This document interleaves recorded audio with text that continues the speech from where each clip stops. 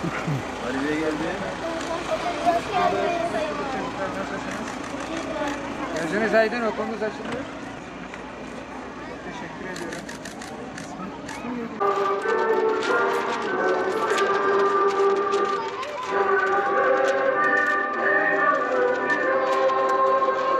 Bugün kalplerde sevinç, gözlerde ışık dolu, bizi aydın günlere çağırır okul yolu.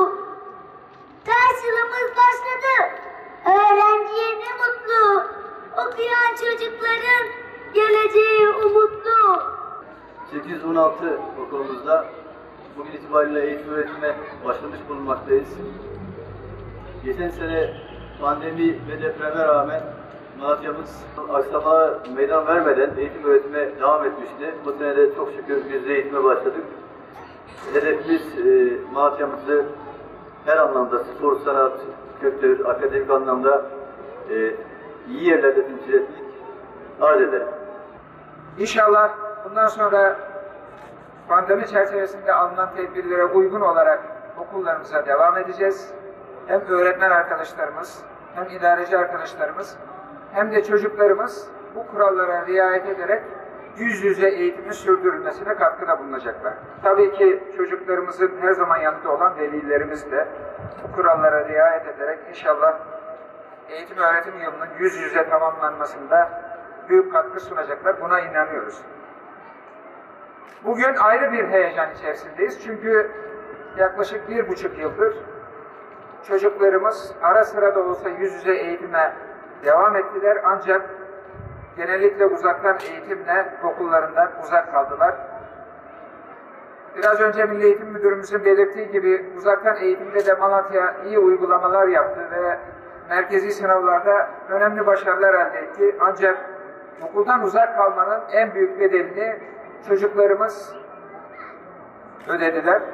Bu bedeli tekrar ödememek için Milli Eğitim Bakanlığımız tarafından açıklanan pandemi kurallarıyla ilgili düzenlemelere mutlaka uymamız lazım, riayet etmemiz lazım ve çocuklarımızı da bu yönde bilinçlendirmemiz lazım. Bugün Malatya 816 okulda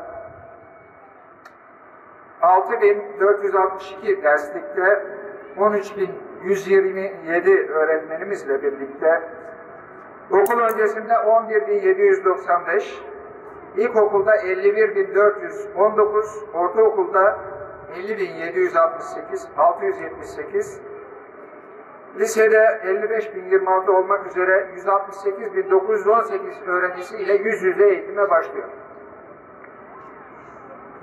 Yaklaşık 170.000 öğrencimiz okullarına kavuşmanın sevincini ve mutluluğunu birlikte yaşıyor.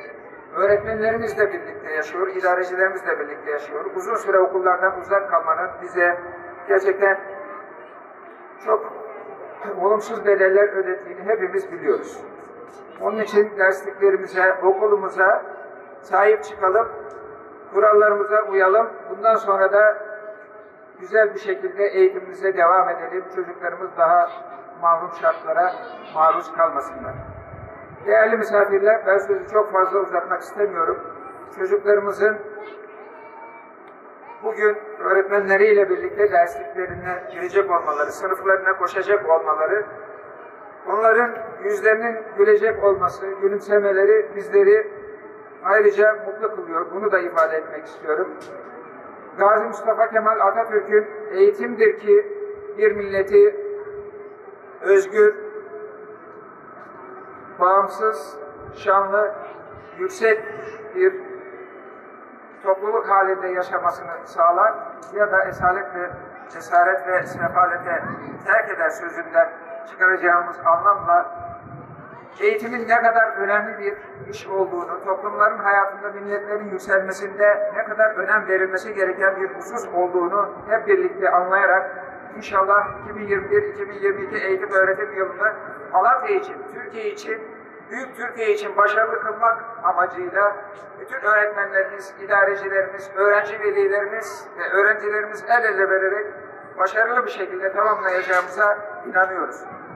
Bu vesileyle 2021-2022 eğitim öğretim yılının tüm eğitim camiamıza, sevgili çocuklarımıza, öğrenci velilerimize hayırlı uğurlu olmasını Cenab-ı Hak'tan temenni ediyorum. Bir alkışlayın bakalım. Sevdiniz mi okulunuzu? Herkes mutlu mu?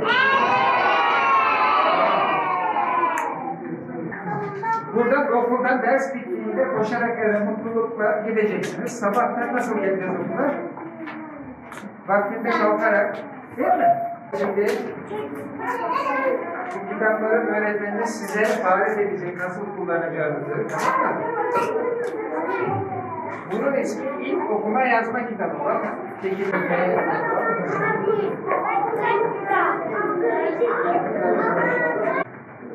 Altın dinene tavuk verir.